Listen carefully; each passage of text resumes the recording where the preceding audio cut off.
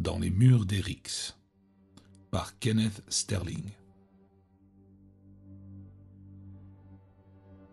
Avant de prendre du repos, je vais préparer ces quelques notes pour le rapport que je dois présenter.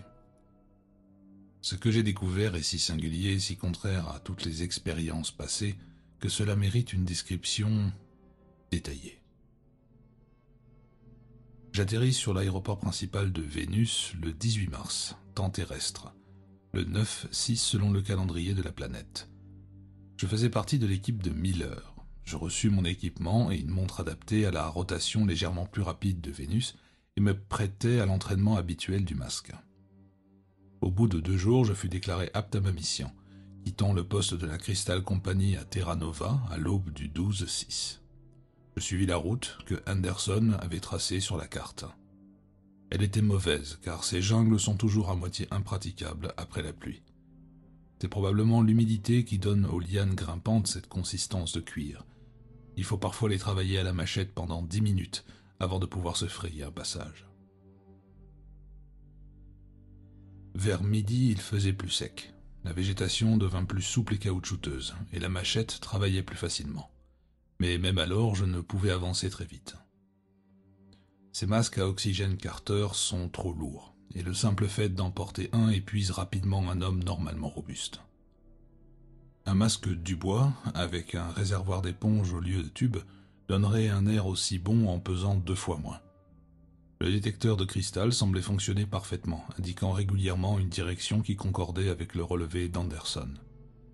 Il est curieux de voir comment le principe d'affinité fonctionne sans le trucage des vieilles baguettes de divination que l'on emploie sur Terre. Il doit y avoir un grand filon de cristal à moins de 1000 miles, mais je suppose que ces maudits hommes lézards le surveillent toujours.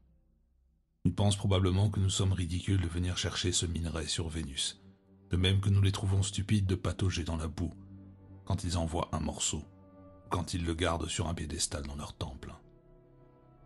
Si seulement ils pouvaient changer de religion. Ils n'utilisent jamais leur cristal si ce n'est pour prier. Toute théologie mise à part, ils pourraient nous laisser prendre tout ce que nous voudrions, et même s'ils apprenaient à les traiter et obtenir de l'énergie, il y en aurait plus qu'assez pour leur planète et la Terre, réunies. Pour ma part, j'en ai assez de passer à côté des filons et de rechercher les cristaux séparés dans les lits des rivières de la jungle.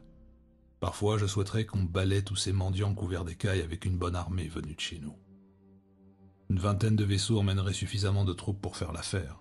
On ne peut pas appeler ces espèces de choses des hommes, malgré toute leur cité et leurs tours. Ils ne savent rien faire d'autre que construire. Ils utilisent des épées et des flèches empoisonnées, et je ne crois pas que leur prétendue cité ait plus d'importance que des fourmilières ou des barrages de castors. Je me demande même s'ils ont un vrai langage. Et tout ce qu'on raconte au sujet de leur communication psychologique au moyen de tentacules qu'ils ont sur la poitrine me fait l'effet d'être une plaisanterie.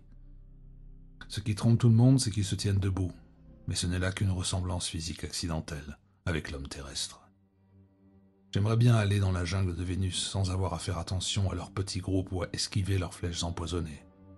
Ils étaient peut-être corrects avant qu'on commence à leur prendre leurs cristaux, mais maintenant ils sont devenus une véritable plaie. Ils nous décochent des flèches, ils coupent nos conduites d'eau. Je suis de plus en plus persuadé qu'ils ont un sens spécial comme notre détecteur de cristal. Personne ne les a jamais vus s'attaquer à un homme qui ne porte pas de cristaux sur lui. Vers 1h de l'après-midi, une flèche faillit faire tomber mon casque, et je crus un instant que l'un de mes tubes à oxygène avait été percé. Les ruses et diables n'avaient fait aucun bruit, et cependant 3 d'entre eux m'entouraient. Je les ai tous eus en tirant en cercle avec mon pistolet à flamme, car malgré leur couleur qui se confond avec la jungle, j'avais réussi à les localiser. L'un d'entre eux faisait 8 pieds de haut et avait un mufle de tapir.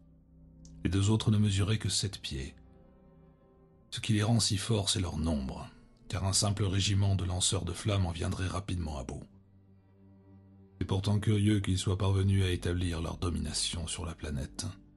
Aucune autre créature vivante plus haute que les Ockman ou les Skoras rampants ou les Tukas volants de l'autre continent n'existe, à moins bien sûr que les cavités du plateau dionéen ne recèlent quelques peuplades inconnues. Vers 2 heures, mon détecteur vira vers l'ouest, indiquant des cristaux isolés sur ma droite. Cela concordait avec la théorie d'Anderson, et je déviais donc de ma route. Le chemin était plus difficile, non seulement parce que le sol s'élevait, mais aussi parce que la vie animale s'intensifiait et que les plantes carnivores se faisaient de plus en plus nombreuses. Je continuais à taillader des hubs gras, piétiner des scoras, et ma combinaison de cuir était couverte de taches de darro qui venaient s'écraser sur elle. Le soleil ne séchait pas la boue. À chaque pas, mes pieds s'enfonçaient de 5 à 6 pouces, et quand je les retirais, on entendait un bruit de succion. J'aimerais que quelqu'un invente pour ce climat une combinaison en une matière autre que le cuir. Une étoffe pourrirait, évidemment, mais un tissu métallique, fin, indéchirable, comme ce rouleau utilisé pour les documents et qui les met à l'abri de la décomposition. Cela devrait pouvoir se faire. Je mangeais vers 3h30, si toutefois on peut appeler ça manger, le fait de glisser des tablettes de nourriture sous son masque. Peu après, je remarquai un net changement dans le paysage. Les fleurs éclatantes à l'allure vénéneuse devenaient spectrales. Tous les contours se mirent à osciller rythmiquement, et des points de lumière brillante apparurent et dansèrent sur le même tempo. Après quoi, la température sembla fluctuer dans un martèlement au rythme particulier. L'univers tout entier semblait battre d'une pulsation profonde et régulière qui emplissait l'espace. Je perdis le sens de l'équilibre et, pris de vertige, je me mis à tituber. Je fermai les yeux et couvris mes oreilles de mes mains, mais cela n'améliorait pas la situation. Cependant, mon esprit était encore lucide, et en quelques minutes je me rendis compte de ce qui s'était passé. J'avais rencontré l'une de ces curieuses plantes à mirage, dont tant d'entre nous ont parlé. Anderson m'avait prévenu, et me les avait décrites très précisément. La tige touffue, les feuilles pointues et les fleurs marbrées dont les exhalaisons gazeuses, génératrices de rêves, arrivent à pénétrer toutes les sortes de masques. En me rappelant ce qui était arrivé à Kaylee 3 mois auparavant, je fus pris de panique et me mis à courir dans le monde dément et chaotique que les manifestations de la plante avaient tissé autour de moi. Puis je repris mes esprits et compris que tout ce que je devais faire était de m'éloigner de la source des pulsations en me frayant aveuglément un passage sans tenir compte de ce qui semblait tourbillonner autour de moi, jusqu'à ce que je fusse en sécurité hors du rayon d'action de la plante. Bien que tout tournât dangereusement, je tentais de me placer dans la bonne direction. Mon itinéraire était loin d'être rectiligne. Peu à peu, les lueurs mouvantes disparurent, et le paysage spectral et ondulant commença à reprendre un aspect solide. Quand je fus à nouveau en sécurité, je regardai ma montre, et fus étonné de constater qu'il n'était que 4h20. Toute l'épreuve n'avait duré qu'un peu plus d'une demi-heure, et elle m'avait semblé une éternité. Chaque instant de retard, cependant, était fâcheux. J'avais perdu du terrain en m'éloignant de la plante. Je m'élançais maintenant en direction du sommet de la colline indiqué par le détecteur de cristal, rassemblant toute mon énergie pour réaliser un meilleur temps. La jungle était encore épaisse, et il y avait moins de vie animale. Une fois, une fleur carnivore se referma sur mon pied droit, et le retint si solidement que je dus la réduire en morceaux à l'aide de ma machette. En moins d'une heure, la jungle se raréfia, et à 5 heures, après avoir traversé une ceinture de buissons de fougères, j'émergeai sur un large plateau couvert de mousse. Ma progression se fit plus rapide, et je vis à l'oscillation de l'aiguille de mon détecteur que j'approchais de mon but. Le terrain s'élevait et se terminait sur une crête. J'atteignis le sommet à 5h30. J'aperçus alors devant moi une grande plaine avec au loin des forêts. C'était sans aucun doute le plateau découvert par Matsugawa, il y a 50 ans, et qui sur nos cartes porte le nom d'Erix, ou de haute cité éricinienne. Mais ce qui fit bondir mon cœur, ce fut un petit détail qui ne devait pas être loin du centre géométrique de la plaine. C'était un point de lumière isolé, brillant à travers le brouillard d'une luminosité perçante, et qui se détachait au milieu des vapeurs jaunâtres du soleil. C'était sans aucun doute le cristal que je recherchais, un objet de la taille d'un œuf de poule, mais contenant assez d'énergie pour chauffer une cité pour 1 an durant. Je ne m'étonnais pas en regardant cette lueur lointaine que ces misérables hommes lézards eussent de culte de ces cristaux. Et pourtant, ils n'ont pas la moindre notion de la puissance qu'ils contiennent. Me mettant à courir, j'essayai d'atteindre aussi vite que possible ce butin inattendu. Et je fus agacé quand la mousse ferme laissa place à une boue parsemée d'herbes et de racines. Mais j'avançai en m'éclaboussant, songeant à peine à regarder s'il n'y avait pas d'hommes lézards furtifs aux alentours. Tandis que j'avançais, la lumière semblait s'intensifier, et je commençais à y remarquer une particularité. Manifestement, il s'agissait d'un cristal de la plus belle espèce, et ma joie augmentait à chaque pas.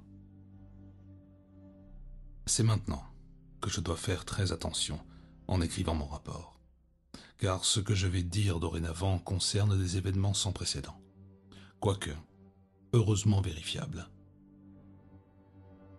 Je courais avec une impatience grandissante, et j'étais à une centaine de yards du cristal dont la position sur une sorte de monticule dans cette boue omniprésente semblait très étrange, lorsqu'un choc soudain frappa ma poitrine et mes poings fermés me renversant dans la boue. Dans ma chute, je fis un bruit terrible, et ni la mollesse du sol ni la présence d'herbes et de racines fangeuses ne préservèrent ma tête d'un heurt d'une violence inouïe. Pendant un moment, je restai immobile, trop surpris pour réfléchir. Puis je me remis mécaniquement sur mes pieds et commençai à nettoyer ma combinaison de cuir. Je n'avais pas la moindre idée de ce sur quoi j'étais tombé. Je n'avais rien vu qui pût provoquer le choc, et je ne voyais rien encore à présent. Peut-être avais-je tout simplement glissé dans la boue, mais mes poings et ma poitrine douloureuse me firent changer d'avis. Peut-être cet incident n'était-il qu'une illusion provoquée par une plante à mirage caché?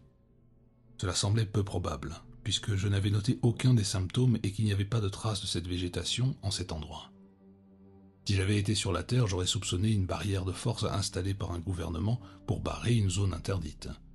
Et dans cette région sans homme, une telle idée se révélait absurde. Rassemblant finalement mes esprits, je décidai de mener mon enquête. Tenant ma machette à bout de bras pour qu'elle fût la première à rencontrer cette force étrange, je me dirigeai à nouveau vers le cristal brillant en faisant très attention. Au troisième pas, je fus arrêté par l'impact de la lame sur une surface solide, une surface invisible à mes yeux. Après un moment d'hésitation, je repris courage. Étendant mon bras gauche, je vérifiai la présence d'une matière solide invisible ou l'illusion tactile d'une matière solide devant moi. En déplaçant ma main, je me rendis compte que la barrière s'étendait, qu'elle était lisse comme du verre, sans trace de séparation entre les blocs. Reprenant du nerf pour continuer mon exploration, je retirai mon gant et touchai la chose de ma main nue. C'était en effet dur comme du verre, et la froideur de l'objet contrastait curieusement avec l'atmosphère ambiante. Je tendis mon regard au maximum pour essayer d'apercevoir une trace de cette substance qui me faisait obstacle, et je ne pus rien discerner. Il n'y avait même pas de trace de réfraction en juger par l'aspect du paysage qui se trouvait devant moi. L'absence de réfraction m'était prouvée par l'absence de l'image du soleil. Une ardente curiosité remplaça tous mes autres sentiments, et j'élargis mes recherches autant que je le pus. Explorant avec mes mains, je découvris que la barrière s'élevait du sol à un niveau hors de ma portée, et qu'elle s'étendait indéfiniment des deux côtés. C'était donc, bel et bien, un mur. De nouveau, je pensais à la plante à mirage et aux rêves qu'elle provoque, mais un instant de réflexion chassa cette idée de ma tête.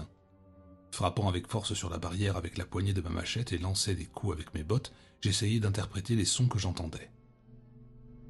Ils faisaient penser à ceux que renvoie le ciment, quoique mes mains eussent touché une surface plutôt vitreuse ou métallique. Certainement, j'étais en face de quelque chose qui dépassait toutes mes expériences passées. Logiquement, je devais essayer d'évaluer les dimensions du mur. Le problème de la hauteur serait difficile, sinon insoluble, mais la longueur et la forme pouvaient être plus facilement déterminées. Étendant mes bras et me pressant contre la barrière, je commençais à me déplacer vers la gauche, prenant bien soin de garder la même direction. Après plusieurs pas, je pus conclure que le mur n'était pas droit, mais que je suivais une partie des vastes cercles d'une spirale. C'est alors que mon attention fut attirée par quelque chose de différent, en relation avec le cristal encore éloigné, qui avait été le but de ma recherche. J'ai déjà dit que, même à une distance plus grande, la position de l'objet brillant semblait curieuse, sur son petit monticule. Maintenant, à une centaine de yards, je pus voir malgré le brouillard ce qu'était ce monticule. C'était le corps d'un homme qui portait la combinaison de cuir de la Crystal Company. Il était allongé sur le dos, son masque à oxygène à moitié enfoncé dans la boue quelques yards plus loin. Dans sa main droite, convulsivement crispé sur sa poitrine, il y avait le cristal qui m'avait conduit jusque-là. Un sphéroïde d'une taille incroyable, si grand que les doigts morts n'arrivaient pas à en faire le tour. De la distance où j'étais, je pus voir que la mort était récente. La décomposition était peu apparente et je songeais que sous ce climat, ce détail signifiait que la mort ne remontait pas à plus d'un jour. Bientôt les terribles mouches Famoth commenceraient à s'abattre sur le cadavre. Je me demandais qui était cet homme. Ce n'était sûrement pas quelqu'un que j'avais vu pendant le voyage. Ce devait être l'un des anciens, absent pour une longue mission et venu dans cette région indépendamment de l'équipe d'Anderson. Il gisait là et les rayons du grand cristal émanaient entre ses doigts raidis. Pendant 5 bonnes minutes, je demeurais cloué par la surprise et l'appréhension. Une crainte m'assaillit et une envie déraisonnable de m'enfuir s'empara de moi.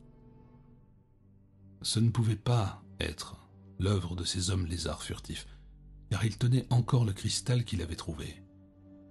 Y avait-il une relation avec le mur invisible? Où avait-il trouvé ce cristal? L'instrument d'Anderson l'avait indiqué à cet endroit bien avant la mort de l'homme. Je me mis à considérer la barrière invisible comme quelque chose de funeste, et je m'éloignai d'elle en frissonnant. Pourtant, je savais que je devais percer ce mystère, d'autant plus que la tragédie était récente. Soudain, faisant un effort pour ramener mon esprit au problème que j'avais à affronter, je conçus un moyen pour mesurer la hauteur du mur, ou du moins découvrir s'il s'élevait indéfiniment ou non.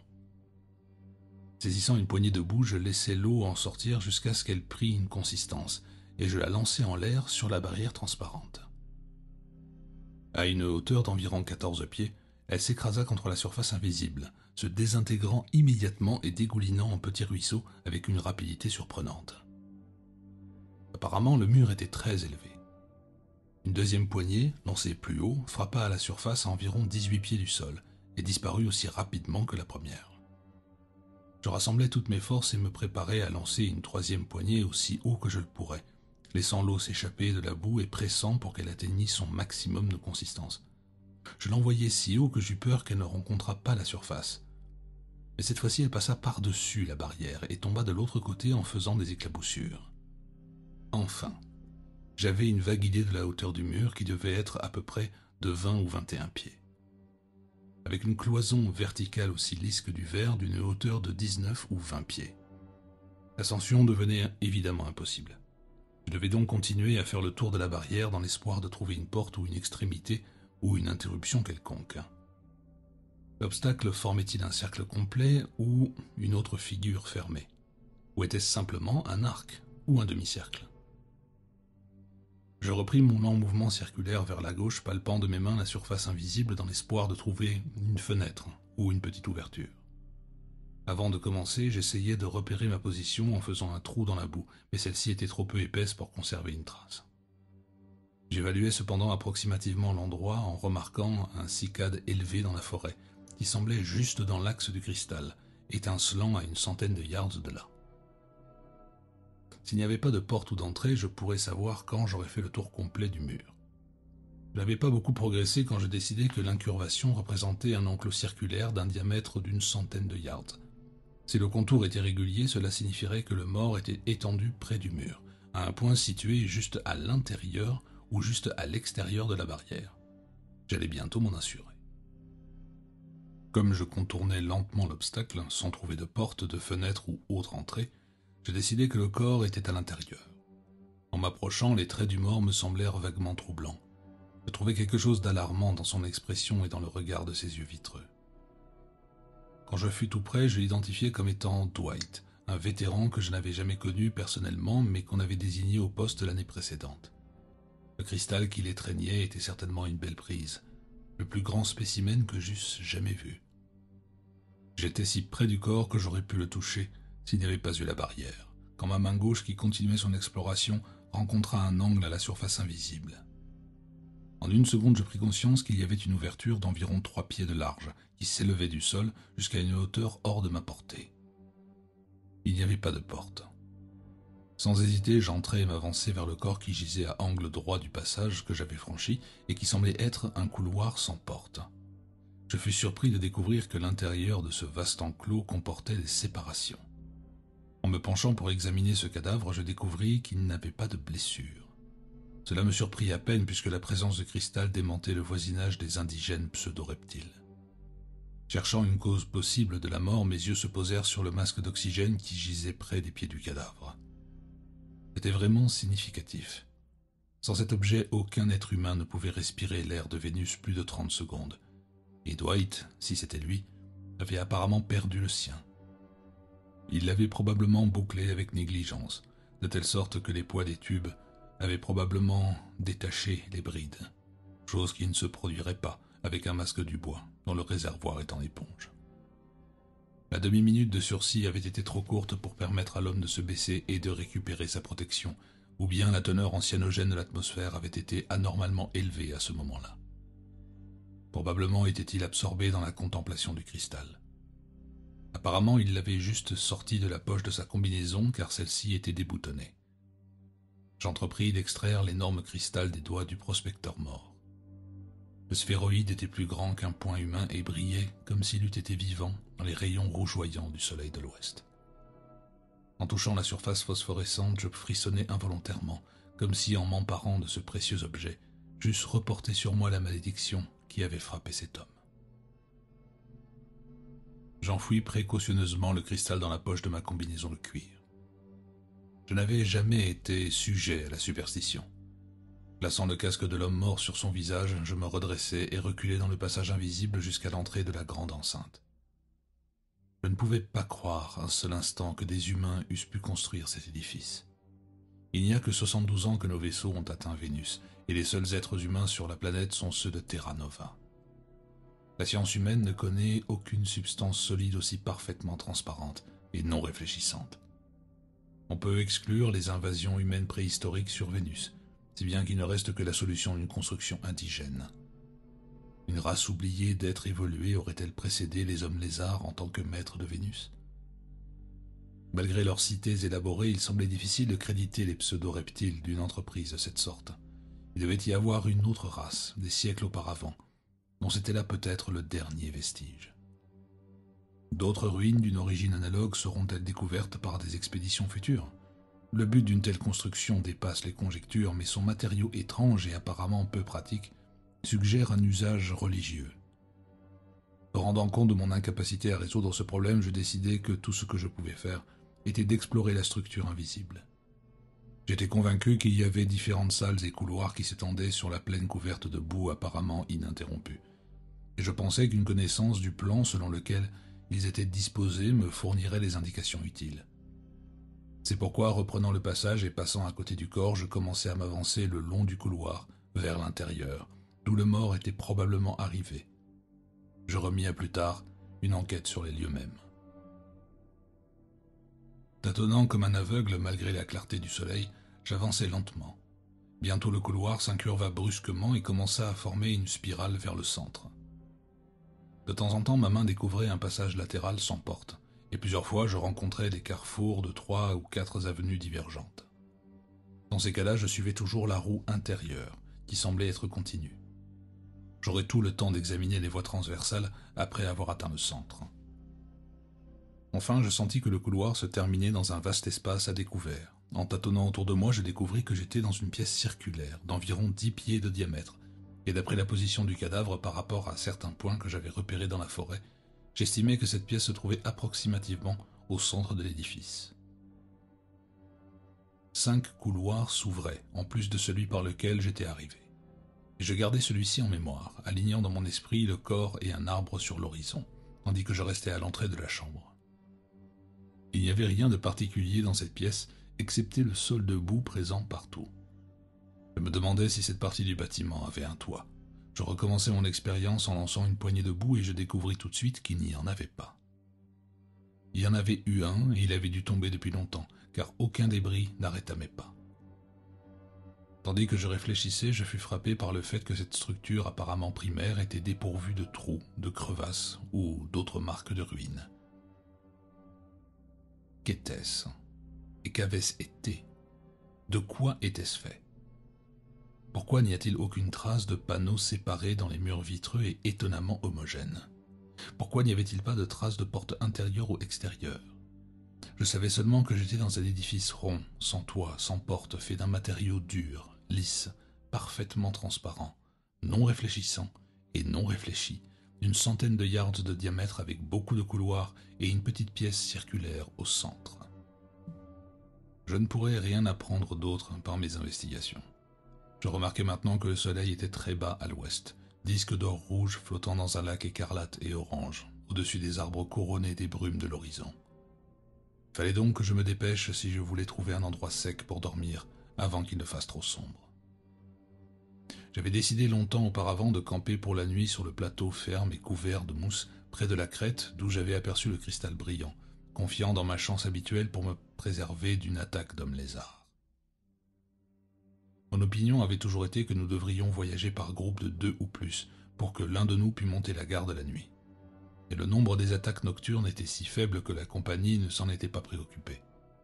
Les créatures couvertes d'écailles semblaient avoir des difficultés pour voir dans les ténèbres, même avec leurs torches.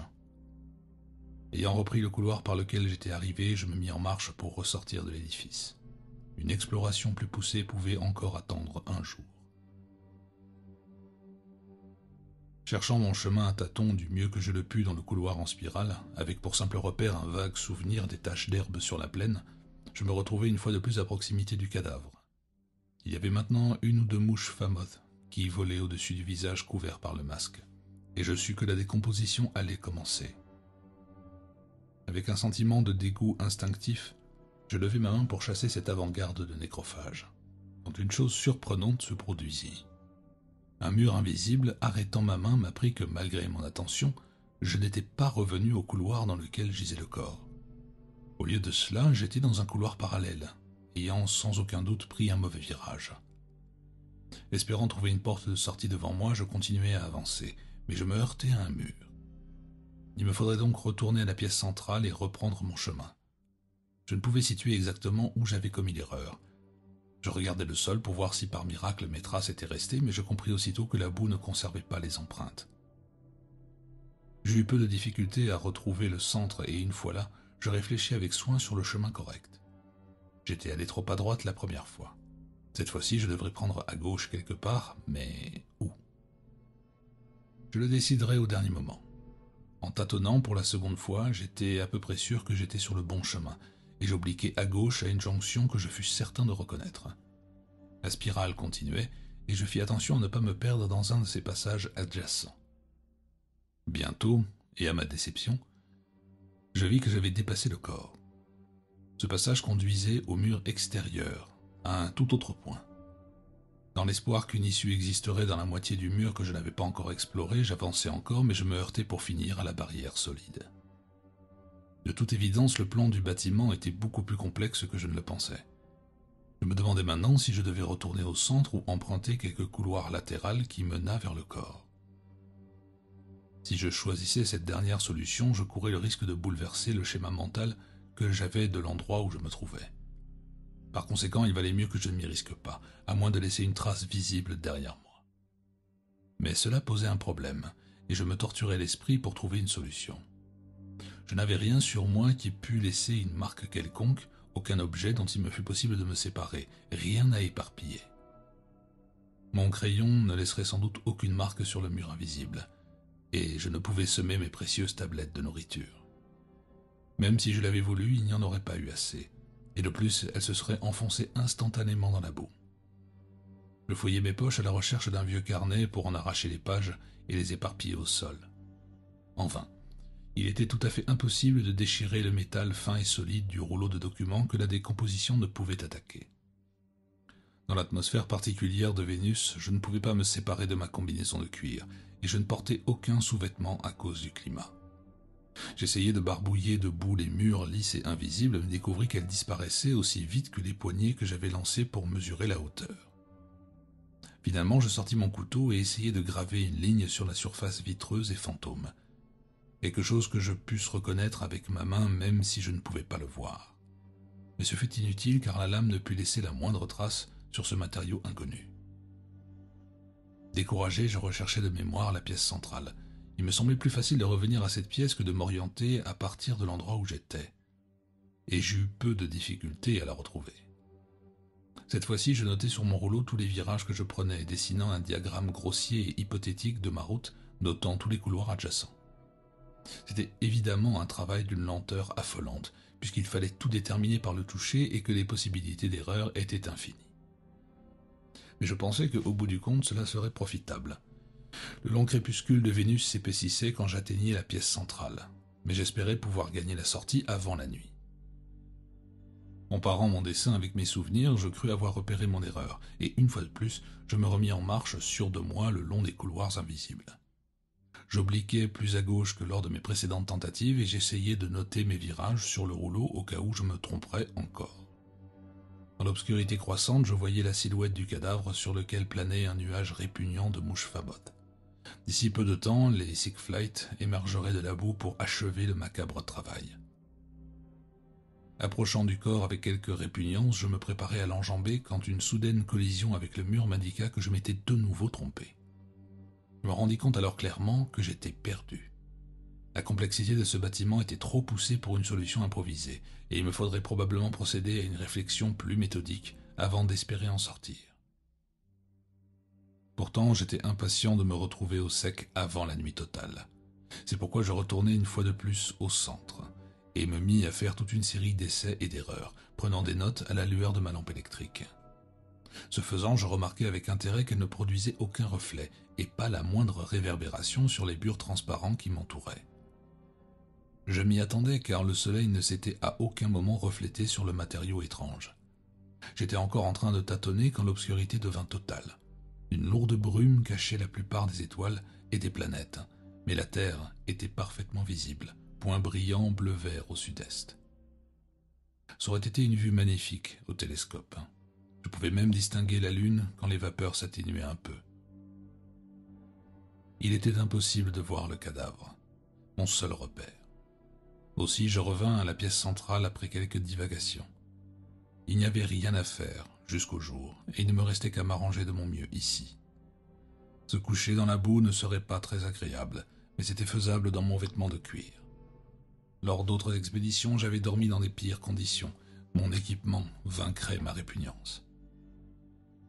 Me voici donc accroupi dans la boue de la pièce centrale et écrivant ces notes sur mon journal de bord à la lueur de ma lampe électrique. Il y a quelque chose de presque comique dans cette aventure étrange.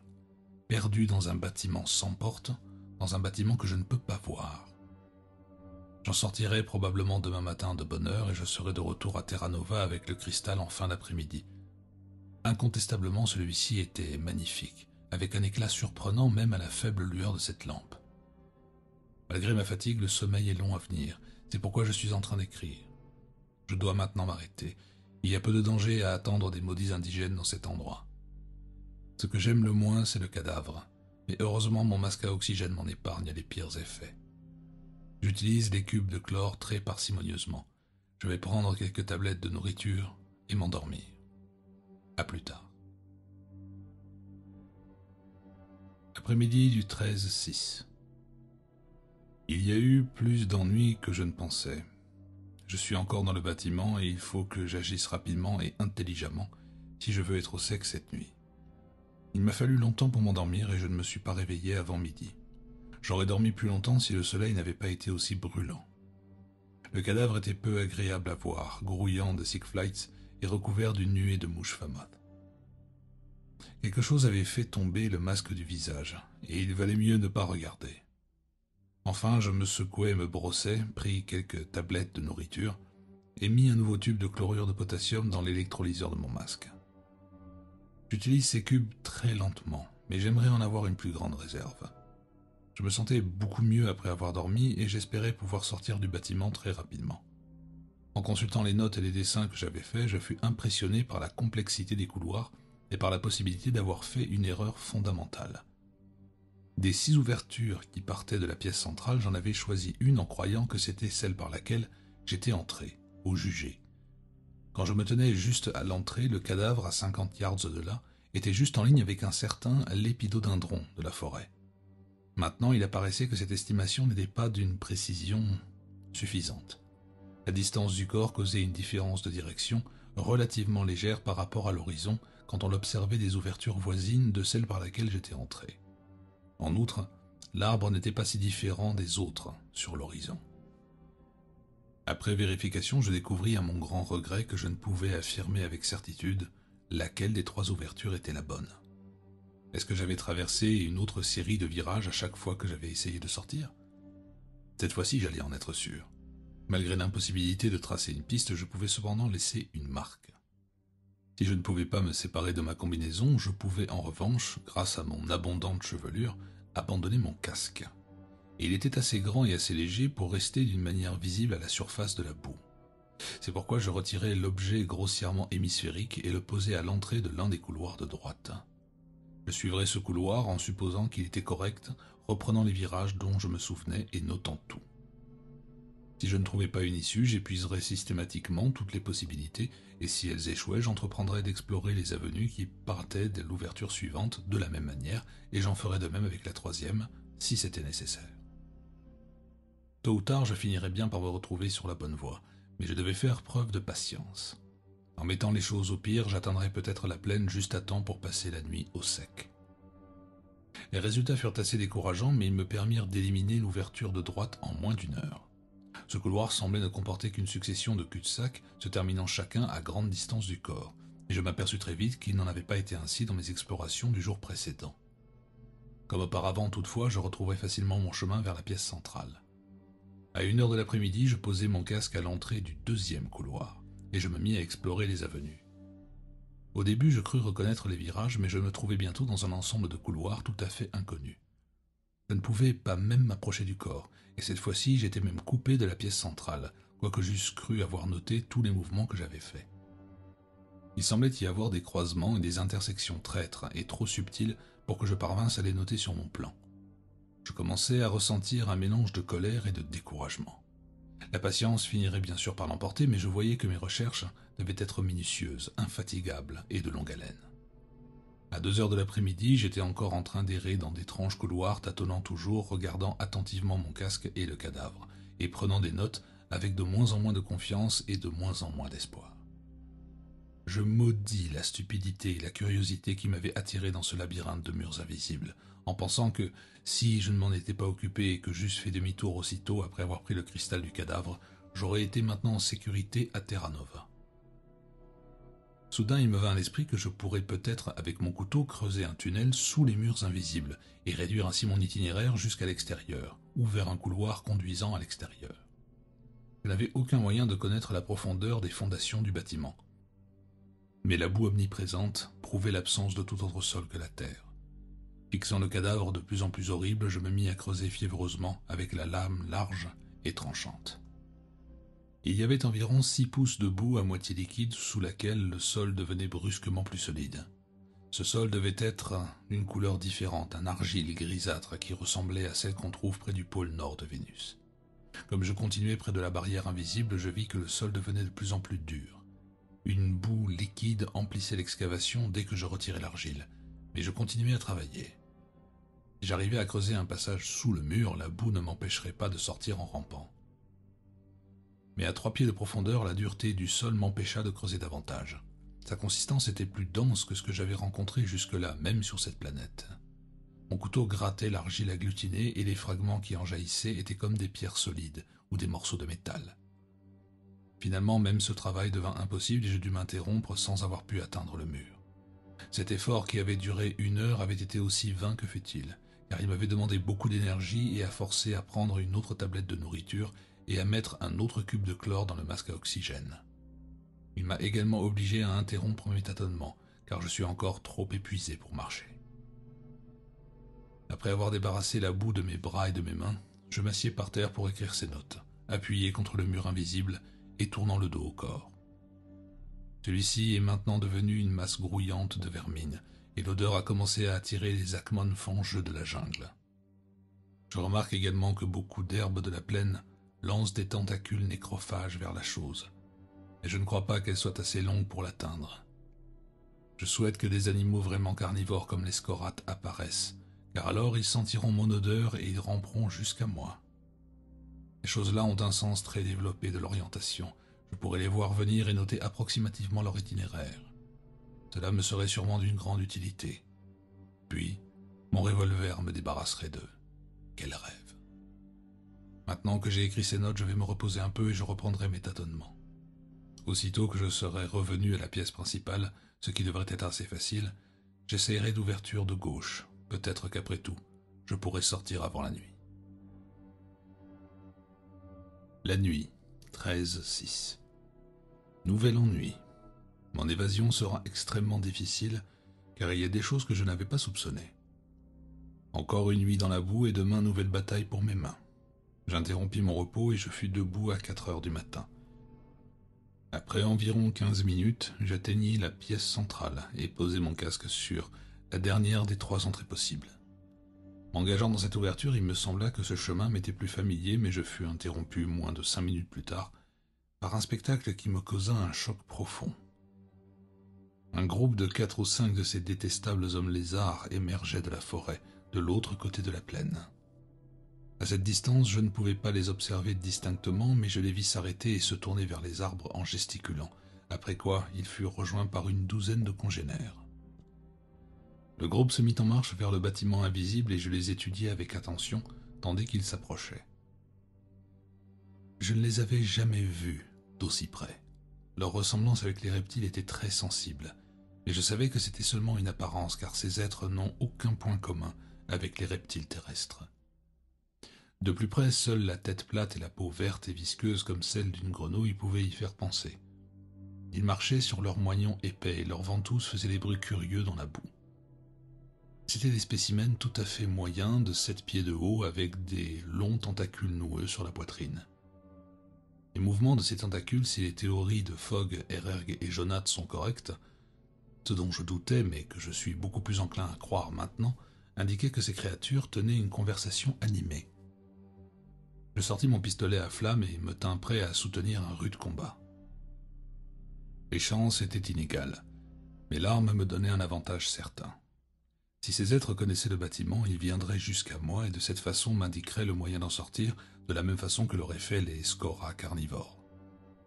J'étais sûr qu'ils m'attaqueraient, car même s'ils ne pouvaient pas voir le cristal dans ma poche, ils pouvaient deviner sa présence grâce à leur sens spécial. Pourtant, chose surprenante, ils ne m'attaquèrent pas. Ils s'éparpillèrent et formèrent un vaste cercle autour de moi, à une distance qui indiquait qu'ils étaient tout près du mur invisible. Se tenant en cercle, les créatures me fixaient en silence, agitant leurs tentacules, secouant leur tête et faisant des gestes avec leurs membres supérieurs. Au bout d'un moment, j'en vis d'autres sortir de la forêt qui se joignirent à la foule. Ceux qui se trouvaient près du corps regardèrent brièvement, mais ne firent aucun geste pour le déranger. C'était un spectacle horrible, mais les hommes lézards avaient l'air d'y être indifférents. De temps en temps, l'un d'entre eux chassait les mouches famottes avec ses membres ou ses tentacules, écrasait un Civic-Like ou un Ackman ou une herbe FG.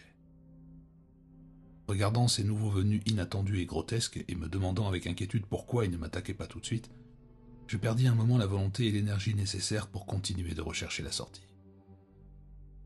Je me laissai mollement aller contre le mur invisible du passage où je me tenais, laissant ma surprise se perdre peu à peu dans une série de spéculations insensées. Une foule de mystères semblèrent tout à coup prendre une signification sinistre, et je me mis à trembler, saisi d'une crainte que je n'avais jamais connue jusque-là. Je crus savoir pourquoi ces créatures répugnantes s'étaient rassemblées et attendaient autour de moi. Je crus également avoir enfin découvert le secret de la structure transparente. Le cristal attirant que j'avais capturé, le corps de l'homme qu'il avait saisi avant moi, toutes ces choses commencèrent à prendre une signification menaçante. Ce n'était pas une simple succession de hasards qui m'avait fait perdre mon chemin dans ce labyrinthe de couloirs invisibles et sans toit. Bien loin de là, sans aucun doute, cet endroit était un véritable dédale, un labyrinthe délibérément construit par ces créatures infernales dont j'avais si stupidement sous-estimé l'intelligence. N'aurais-je pas pu soupçonner cela auparavant, connaissant leur prodigieuse habileté architecturale? Leur but n'était que trop clair. C'était un piège destiné à attraper les êtres humains, et le sphéroïde de cristal était l'appât. Les choses reptiliennes, dans la guerre qu'elles menaient contre les voleurs de cristal, avaient eu recours à la stratégie et utilisé notre propre cupidité contre nous. Dwight, si toutefois c'était bien son corps qui pourrissait, avait été leur victime. Il avait dû être pris au piège. Le manque d'eau l'avait sans doute rendu fou, et peut-être s'était-il trouvé à court de cubes de chlore. Son masque n'était peut-être pas tombé accidentellement. Le suicide était beaucoup plus plausible. Plutôt que d'attendre une mort lente, il avait préféré en finir en ôtant délibérément son masque et en laissant l'atmosphère mortelle faire son œuvre tout de suite. L'horrible ironie de son sort résidait dans sa position. Il était à peine à quelques pas de l'issue salutaire qu'il n'avait pas réussi à trouver. 1 minute de recherche de plus, et il aurait été sauvé. Et à présent, j'étais pris au même piège, pris au piège avec cette horde de curieux spectateurs qui se moquaient de mon sort. Cette seule pensée me rendait fou, et tandis qu'elle s'abattait sur moi, je fus saisi d'un brusque accès de panique qui me fait courir aveuglément dans les couloirs invisibles. Pendant plusieurs instants, je me comportais comme un dément, trébuchant, me cognant, heurtant les murs invisibles, et je m'écroulais finalement dans la boue, pantelant, le corps ensanglanté, le cerveau en déroute. Ma chute m'apaisa un peu, si bien que lorsque je me remis lentement sur mes pieds, je fus de nouveau capable de faire fonctionner ma raison. Les spectateurs agitaient leurs tentacules d'une curieuse façon qui suggérait le rire, et j'agitai mon poing furieusement dans leur direction. Mon geste sembla augmenter leur joie sauvage. Quelques-uns m'imitèrent maladroitement avec leurs membres supérieurs verdâtres. Honteux, je repris le contrôle de moi-même, j'essayais de rassembler mes facultés et de faire face à la situation. Après tout, je n'étais pas dans une si mauvaise posture. Contrairement à Dwight, je savais quelle était la situation, et un homme averti en vaut deux. J'avais la preuve que l'on pouvait atteindre la sortie, et je ne répéterais pas son acte de désespoir. Le corps ou le squelette qu'il serait bientôt était constamment devant moi comme un guide vers l'ouverture recherchée, et une patience obstinée m'y amènerait certainement si j'agissais avec assez d'intelligence. J'avais cependant le désavantage d'être entouré de ces maudits reptiliens. Maintenant, j'avais compris la nature du piège, dont le matériau invisible prouvait une science et une technologie bien plus avancées que celles de la Terre, et je ne pouvais plus sous-estimer l'intelligence et les ressources de mes ennemis. Même avec mon pistolet à flamme, j'aurais du mal à m'en sortir. Je savais pourtant que mon audace et ma rapidité finiraient bien par l'emporter à la longue, mais d'abord je devais sortir, à moins d'attirer quelques-unes de ces créatures ou les forcer à venir à moi. Tandis que je préparais mon pistolet et faisais le compte de mon ample réserve de munitions, il me vint à l'idée d'essayer ses effets sur les murs. Aurais-je négligé un moyen possible d'évasion ? Je n'avais aucune idée de la composition chimique de la barrière transparente, mais on pouvait concevoir qu'une flamme la ferait peut-être fondre. Choisissant un endroit en face du corps, je déchargeai mon pistolet à bout portant et touchai avec mon couteau le point d'impact. Rien n'avait changé. J'avais vu la flamme s'étaler quand elle avait rencontré la surface, et je dus reconnaître que mes espoirs avaient été vains. Seule une longue et laborieuse quête de la sortie me sauverait de ce dédale. Ayant avalé une autre tablette et mis un autre cube dans l'électrolyseur de mon masque, je recommençai ma recherche. Tandis que je m'obstinais, je regardais de temps en temps le cercle silencieux des regards moqueurs, et je remarquai une relève dans les rangs de mes ennemis. De temps en temps, certains d'entre eux retournaient à la forêt, tandis que d'autres arrivaient et prenaient leur place. Plus je réfléchissais à leur tactique, et moins elle me plaisait, car elle me donnait une idée de leur mobile. Ces démons auraient pu s'approcher et m'attaquer à tout moment, mais apparemment ils préféraient observer les efforts que je faisais pour m'échapper. Je ne pouvais pas douter qu'ils jouissaient du spectacle, et cela me fit doublement redouter de tomber entre leurs mains. J'interrompis mes recherches à la nuit et je m'assis pour me reposer. Je suis en train d'écrire à la lueur de ma lampe et je vais bientôt essayer de me rendormir. J'espère en sortir demain, car mes réserves baissent et les tablettes de la colle remplacent mal l'eau. Je n'oserais pas essayer l'humidité de la boue, car l'eau de ces régions n'est pas potable tant qu'elle n'est pas distillée. C'est pourquoi nous avons construit de longs tuyaux jusqu'aux régions d'argile jaune. Je n'ai plus tellement de tubes de chlore non plus, et je dois essayer de réduire ma consommation d'oxygène. Ma tentative de l'après-midi pour creuser un tunnel et ma panique ont brûlé une grande quantité d'air. Demain, je réduirai mes efforts physiques au strict minimum, jusqu'à ce que j'aie affaire aux reptiles. Je dois garder une réserve de cubes pour le voyage de retour à Terra Nova. Mes ennemis sont tout proches. Je peux voir le cercle de leurs faibles torches autour de moi. L'horreur qui émane de ces lueurs me tiendra éveillé. La nuit, 14-6. Un autre jour de recherche et toujours pas d'issue. Je commence à m'inquiéter pour l'eau car ma gourde est vide. Dans l'après-midi, il a plu à verse et je suis retourné à la pièce centrale chercher le casque que j'avais laissé comme repère. Je l'ai utilisé comme un bol, recueillant près de 2 tasses d'eau. J'en ai bu la plus grande partie et mis le restant dans ma gourde. Les tablettes de la colle sont peu efficaces contre la soif, et j'espère qu'il pleuvra encore cette nuit. Je laisse mon casque retourner pour qu'il recueille un maximum d'eau. Mes tablettes de nourriture sont peu nombreuses, mais ce n'est pas encore inquiétant. Je diminuerai ma ration de moitié à partir de maintenant. Ce qui m'inquiète le plus, ce sont les cubes de chlore. La marche de la journée m'en a fait consommer un grand nombre. Je me sens faible car j'utilise moins d'oxygène. Quelque chose d'infernal règne sur ce labyrinthe. J'aurais pu jurer que j'avais éliminé certains virages avec ma carte. Et pourtant chaque nouvelle tentative anéantit mes certitudes. Jamais encore je n'avais ainsi constaté à quel point on peut être perdu sans repère visuel. Un aveugle se débrouillerait mieux, mais pour la plupart d'entre nous, la vue est le sens le plus important. Je suis profondément découragé. Je peux comprendre ce que le pauvre Dwight a dû ressentir. Son cadavre n'est plus qu'un squelette, et les Siegfried et les Ackman et les mouches Falmouth ont disparu. Des herbes FG dévorent les vêtements de cuir. Et pendant tout ce temps, ces spectateurs à tentacules sont là à se moquer de moi, à rire et à se réjouir de mon malheur. Encore une journée, je deviendrai fou si je ne meurs pas d'épuisement. Mais il n'y a rien d'autre à faire que de persévérer. Dwight serait sorti s'il avait continué 1 minute de plus. Il est également possible que quelqu'un vienne me chercher, bien que ce ne soit que le 3e jour de mon expédition. Mes muscles me font terriblement mal, et je n'arrive pas à récupérer en m'allongeant dans cette détestable boue.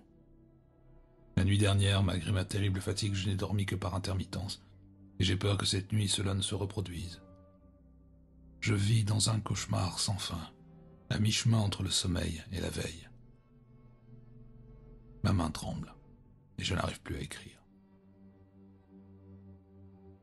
Tard dans l'après-midi, 15-6. Progrès substantiel. Ça s'améliore. Très faible, et peu dormi jusqu'au jour. Puis dormi jusqu'à midi, mais sans me reposer vraiment. Pas de pluie, la soif m'affaiblit. J'ai mangé une autre tablette pour me donner des forces, mais sans eau, ça ne m'est pas d'un grand secours. J'ai essayé un peu de l'eau de la boue, mais ça m'a donné une violente nausée, et j'ai encore plus soif qu'avant. Je dois économiser les cubes de chlore, et j'étouffe presque par manque d'oxygène.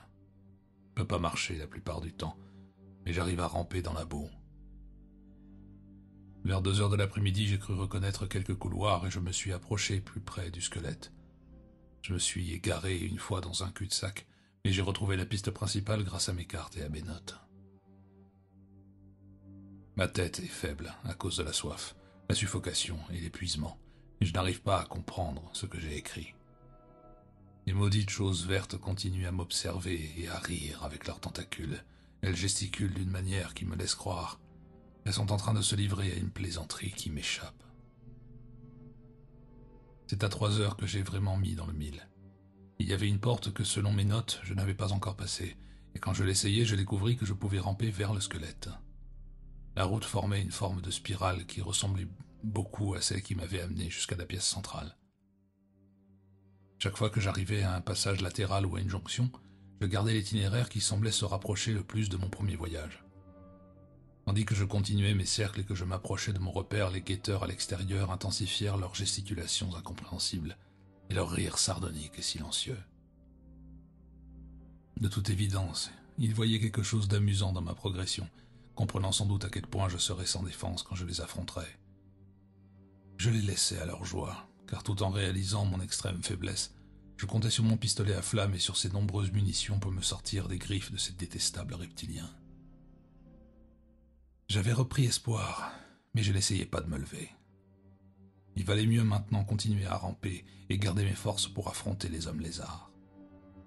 J'avançais très lentement, car le danger de m'égarer dans un cul-de-sac était considérable, mais néanmoins je m'approchais régulièrement de ce tas d'os qui était mon but. Cette perspective me ragaillardit et pour le moment je cessais de sentir ma douleur et ma soif. Les créatures étaient toutes massées près de l'entrée, elles s'agitaient. Bientôt, pensais-je, j'aurais affaire à la horde tout entière, et également au renfort qui viendrait de la forêt. Je ne suis qu'à quelques yards du squelette, et je m'arrête pour reprendre ces notes avant de sortir et d'affronter cette bande bruyante. Je suis sûr qu'avec mes dernières forces, je pourrais les mettre en fuite. Puis je camperai au sec sur la mousse du plateau, et au matin, je me mettrai en route dans la jungle pour Terra Nova.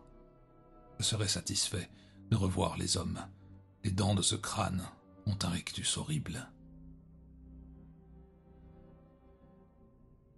Vers la nuit, 15-6.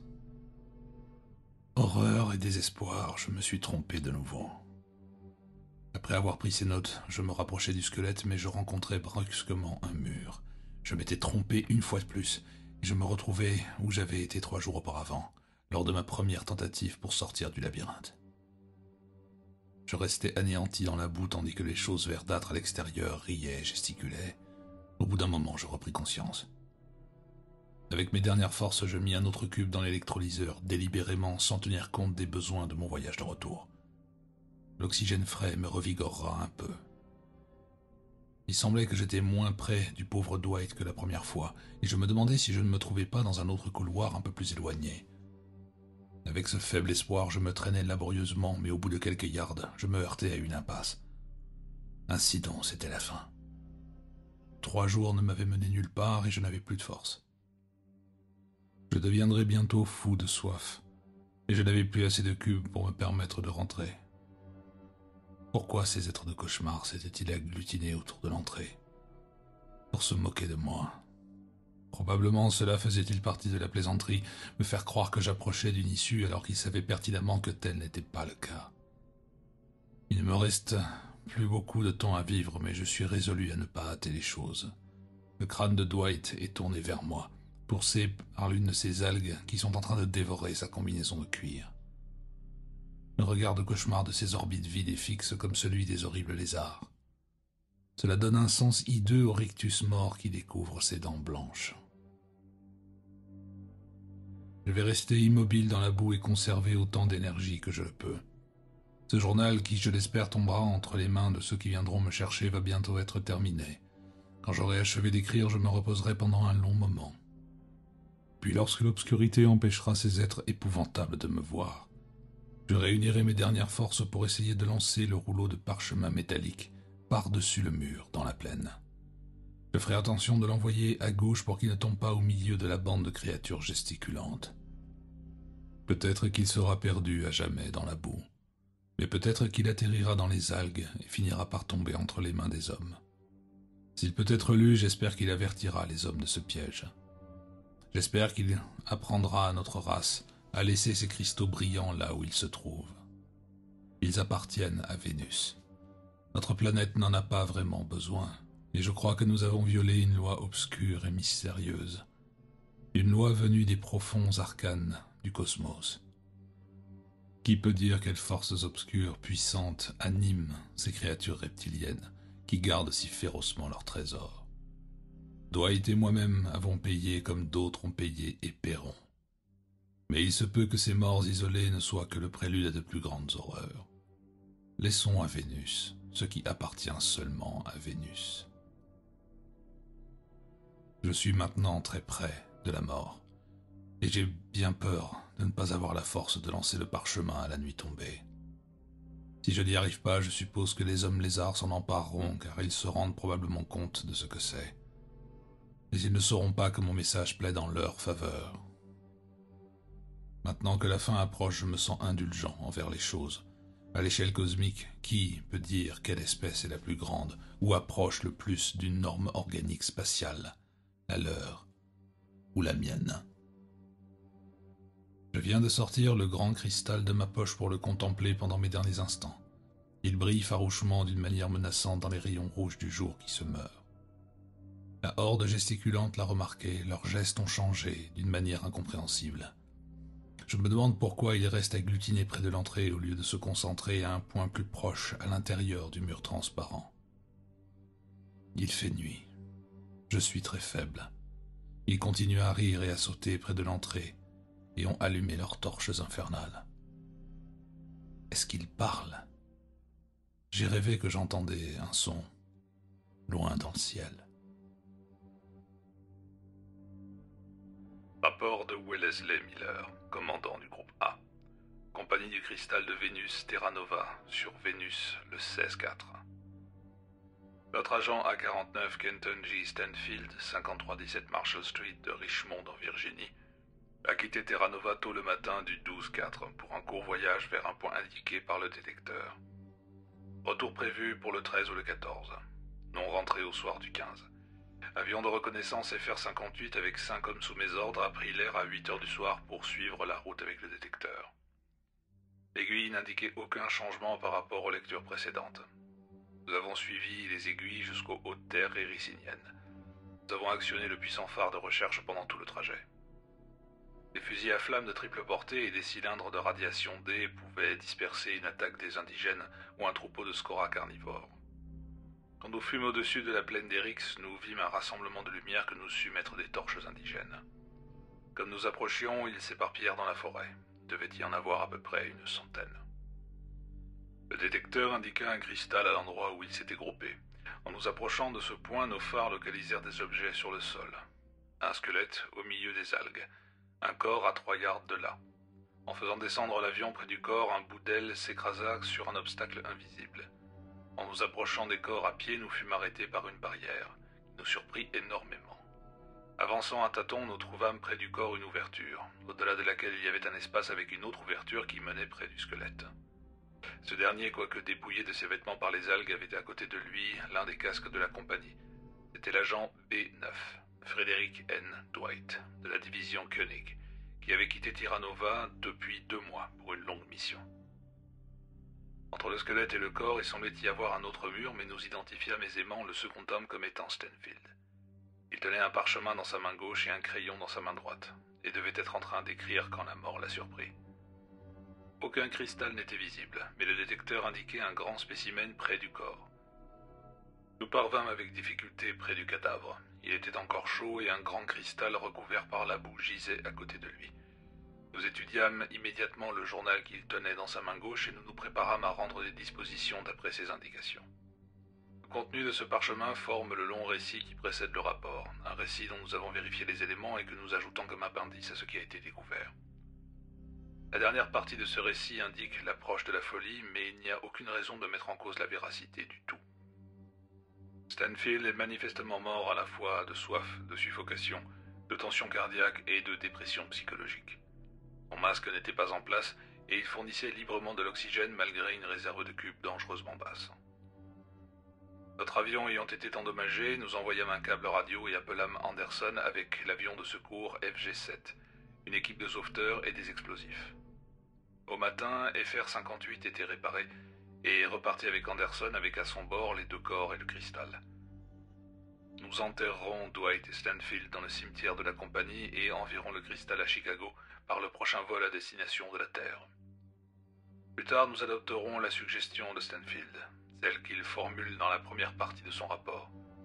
Nous enverrons suffisamment de troupes pour exterminer complètement les indigènes.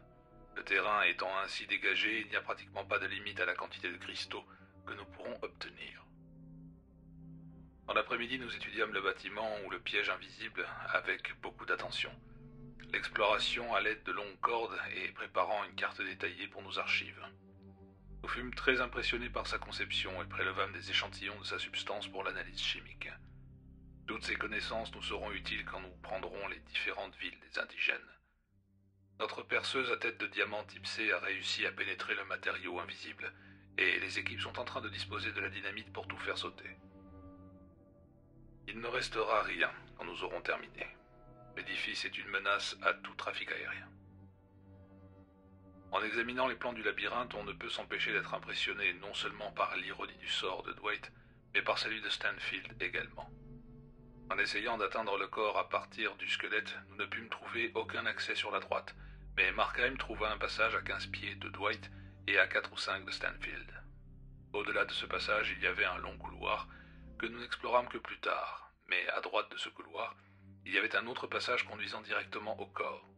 Stanfield aurait pu atteindre la sortie en parcourant encore 22 ou 23 pieds, s'il avait trouvé l'ouverture qui était juste derrière lui. Ouverture qui avait été négligée dans son épuisement et son désespoir.